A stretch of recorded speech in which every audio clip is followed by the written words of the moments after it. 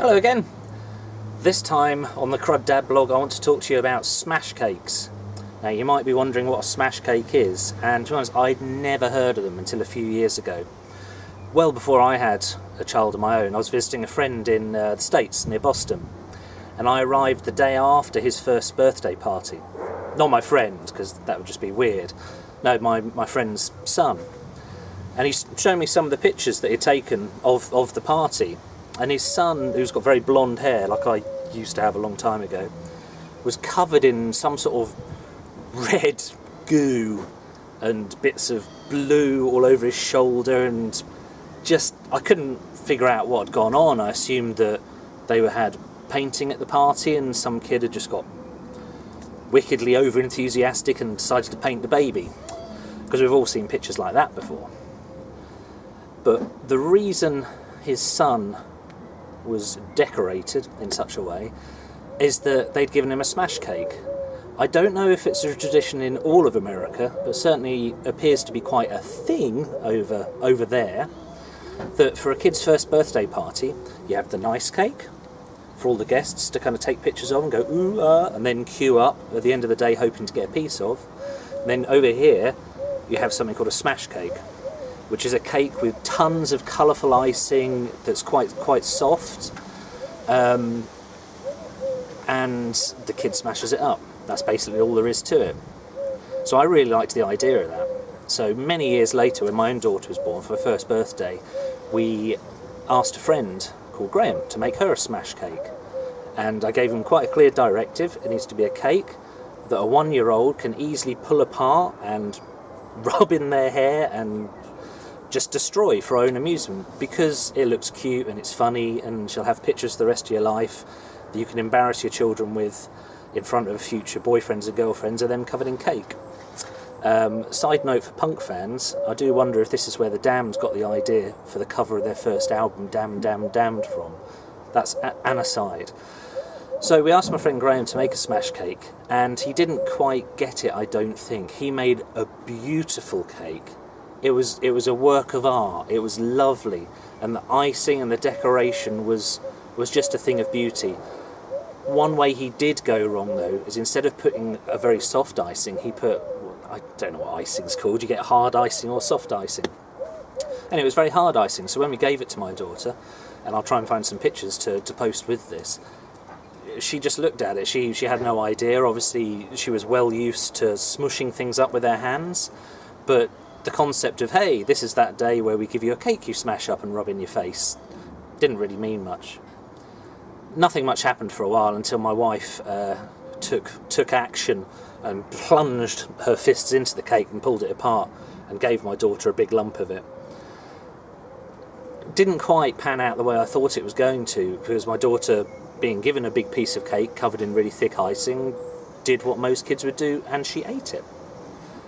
After a little while, with a bit of encouragement, she did start smushing it up and whatever, and we got some pictures of her with, giant pieces of cake.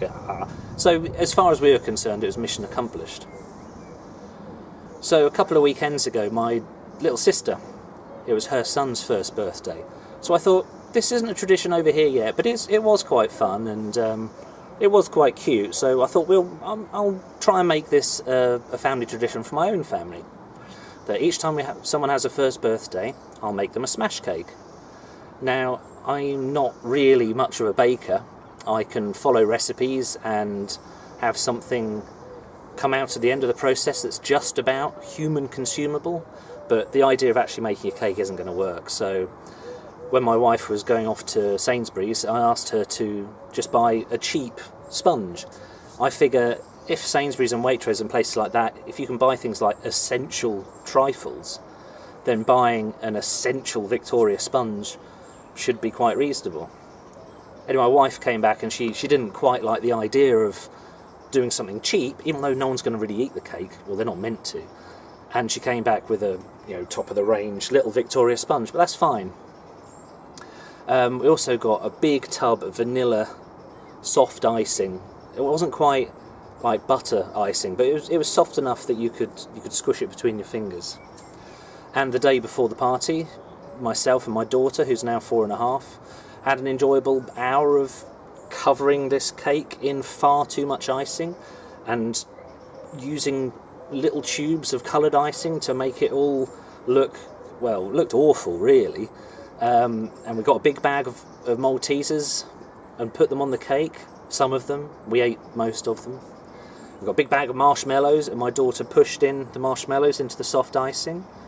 The ratio is about 1 marshmallow on the cake for about 5 into a gob, but that's alright.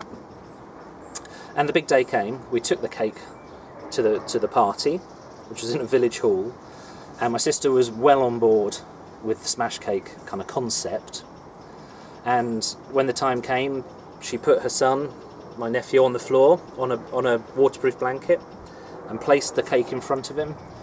And that's when we realised this whole not smashing cakes up isn't necessarily a child not wanting to get dirty.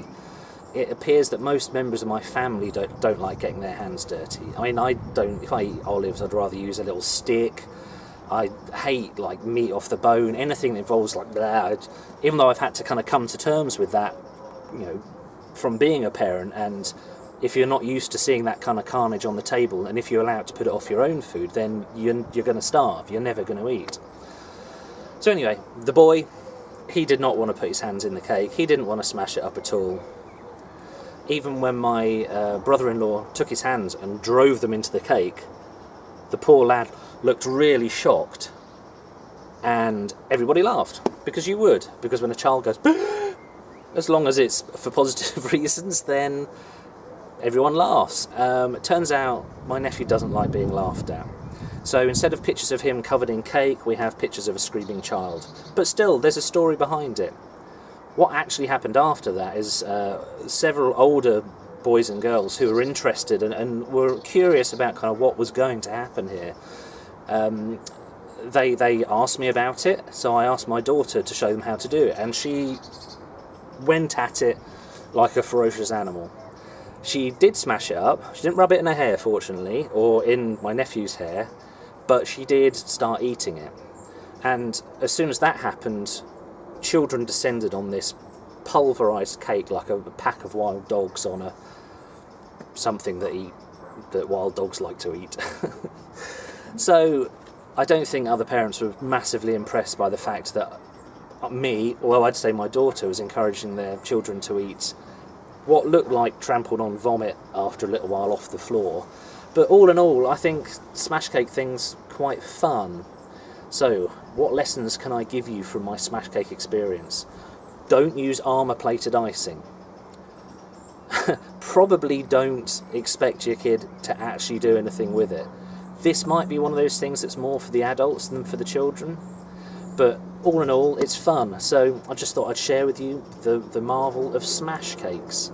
And if you Google them, like that's what you do in your time. If you Google them, I'm sure you'll find tons of fun stories. But I quite like things like this. I like new ideas for parenting, which the web and being able to have friends abroad and this broader experience we're getting of parenting is bringing to us. So there you go. I like smash cakes. Yay. Smart. Say something in the comments box, please. Share this. Smash cakes. Good.